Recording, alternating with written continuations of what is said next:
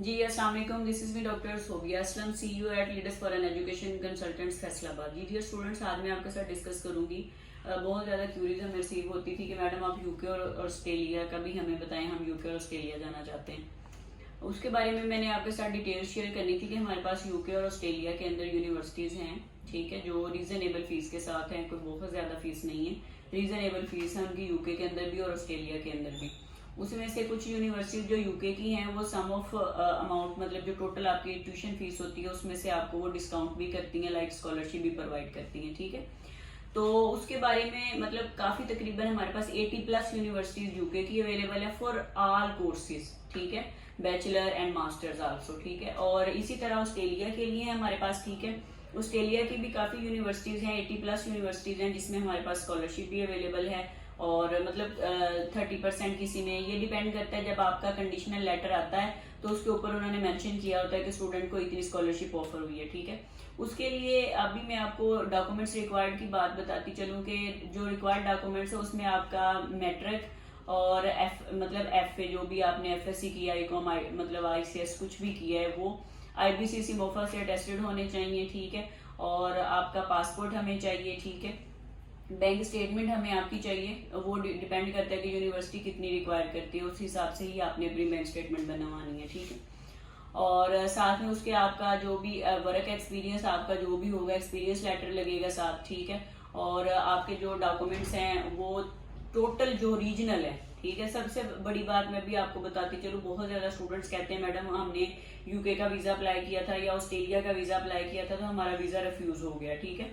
तो मैं आपको इस बारे में बताती चलूं कि वीजा रिफ्यूज तब होता है जब आपका कोई ना कोई डॉक्यूमेंट फेक लगा होता है साथ, लाइक बैंक स्टेटमेंट है तो वो भी अगर आपने फेक लगाई है, आपको पता है कि बैंक जो है वो बैंक स्टेटमेंट चेक हो जाती है, बैंक के पास ये अथॉरिटी होती है बैंक स्टेटमेंट चेक करने की, ठीक है। आपने अगर पेमेंट नहीं रखी वैसे बनवा ली, या पेमेंट उठा ली है आपने रख के, वीजा अभी आपका अप्रूव नहीं हुआ, आपने पहले उसमें से बैंक स्टेटमेंट की पेमेंट उठा ली, ठीक है, तो इसलिए भी आपका वीजा जो है वो रिफ्यूज हो जाता है। तो इस बारे में मैं आपको बताना चाहती थी कि अगर आपके डॉक्यूमेंट सारे ओरिजिनल हैं, इवन बैंक स्टेटमेंट, आपकी एसओपी, आपके टोटल एजुकेशनल डॉक्यूमेंट्स, आपका मतलब ID card, passport, each and everything आपकी ओरिजिनल है, तो कोई भी आपका वीजा रिफ्यूज नहीं करेगा, ठीक है।